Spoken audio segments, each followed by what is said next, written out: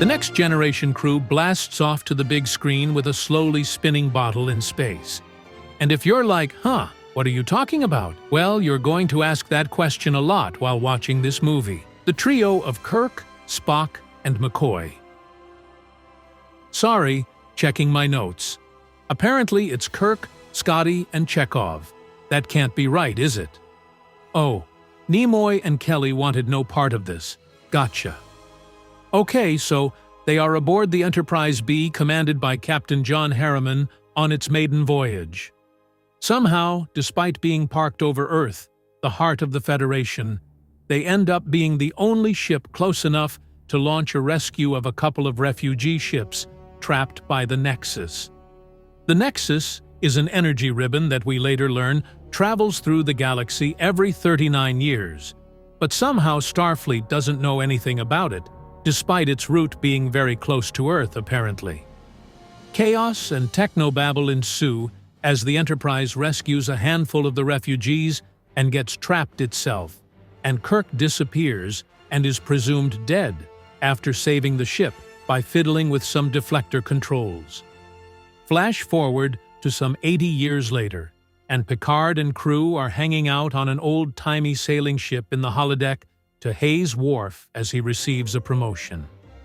Along with the movie's audience, Data doesn't see what is so funny about these high seas hijinks and decides it's time to try out his emotion chip he has stored away and put off installing until now. Picard also gets bad news that his only blood relatives have burned to death in a fire, and he laments how his 12-year-old nephew will never get the chance to listen to music or read books. You just said, huh? Again, didn't you? But no time for mourning. A science station is under attack and sending a distress call. The Enterprise arrives and finds that Dr. Soren, one of the refugees caught in the Nexus 80 years ago and rescued by the Enterprise B, has survived a Romulan attack. He is very keen to check on some important experiments that Picard won't let him continue until Geordi and Data finish investigating the reason for the attack. Dr. Soran returns to the station anyway, while Data is having an emotional meltdown with his new chip.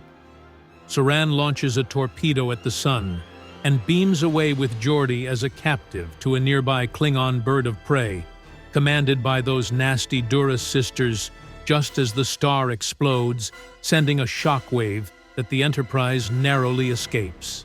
Turns out, the Nexus is like being wrapped up in a snuggly blanket of joy, and Soren is pissy that he was rescued from it, and all this villainy is for the sole purpose of getting himself sucked back into the Nexus. Data figures out which planet he will need to go to complete his plan, and when they arrive, they find the Duras sisters are there too, and they offer up Geordi as a hostage in exchange for Picard. Picard agrees that he can go to the planet and chat with Soren about his plans. Geordi returns to duty, but unknowingly sends his visor's visual feed to the Klingons, who attack the Enterprise as soon as they learn to read the ship's shield frequency off a screen Geordi looks at. The filmmakers get to save money by reusing the same explosion from the last movie, when the Enterprise destroys the Duras sisters' ship. But it's too late. A well-placed torpedo has dealt a mortal blow to the warp core. Kaboom!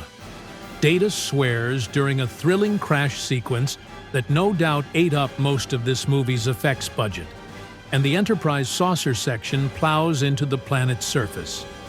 Meanwhile, Picard is unable to stop Soren from launching a missile at the Sun, and this is the final star he needs to destroy to make the Nexus come to him.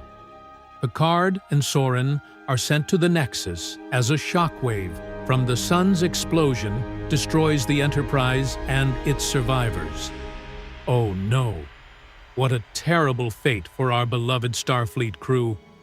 But wait, after we have a quick nap during Picard's dreadfully dull family Christmas in the Nexus, he learns another Starfleet captain has been swept into the Nexus too, Captain James T. Kirk. Kirk has just arrived from his perspective, and his joy is chopping wood, apparently.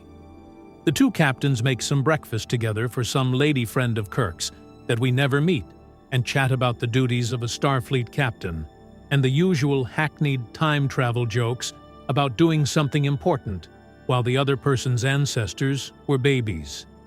Insert laugh track here, because the audience isn't providing one. Then suddenly, they find themselves in Kirk's barn, and they go horseback riding. Wow, this is really turning into the Star Trek captain team-up that TOS and TNG fans were hoping for. Am I right? Kirk makes a jump over a gorge that used to scare him, and this time it didn't. So he knows this reality is fake and agrees to go with Picard to stop Soren from destroying an inhabited star system and his crew. Why they don't go back further and arrest Soren in 10 Forward when he is schmoozing with the crew is anyone's guess, but Picard chooses just before the missile launch to try and save the day. The three classically trained actors find themselves performing some mediocre geriatric fisticuffs, and Soran is killed after Picard prevents his missile from launching, but sadly, Kirk falls to his death and tells Picard that it was fun to make a difference once more with his dying breath. If only Picard had picked an easier moment in the past time to apprehend Soren, Kirk could have been around to make a difference again, so really, I think we can all agree Picard's poor choices killed Kirk, not the poorly manufactured bridge he fell off. Picard returns to the crashed Enterprise saucer and reunites with his crew, and they are rescued and return to Earth in the hopes that this movie makes enough money to merit more big-screen adventures.